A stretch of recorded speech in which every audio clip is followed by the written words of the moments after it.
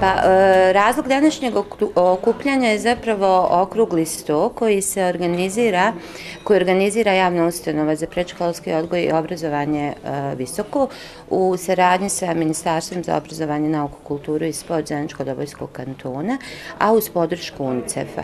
Naravno, razlog je zapravo okrugli sto u sklopu projekta koji se realizira od oktobra prošle godine. Povećajemo mogućnosti djeci u Bosni i Hercegovini za rano učenje. Tim projektom je uključena su djeca iz 4 grada našeg kantona, Zavidovići, Kakanj, Maglaj i Visoko. Znači negdje oko 800 djece, 5 mjeseci je obuhvaćeno predškolskim odgojem i obrazovanjem, a kada je u pitanju vaš grad Visoko, tu je negdje oko 210 djece. U sklopu tog projekta, pored odgojno-obrazovnog rada sa djecom, realizirani su i seminari za stručno usavršavanje odgajatelja, za izradu individualiziranih programa, budući da uključujemo djecu, marginaliziranu djecu, znači iz osjetljivih grupa i romsku populaciju također.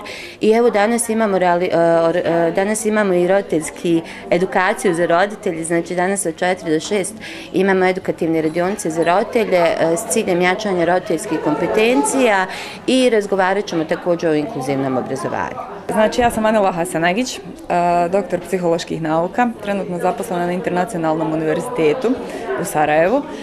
Ovdje sam pozvana kao gost koji će voditi okrugli sto. Kao što ste čuli, tema je ovaj projekat koji se realizira u suradnji sa UNICEF-om.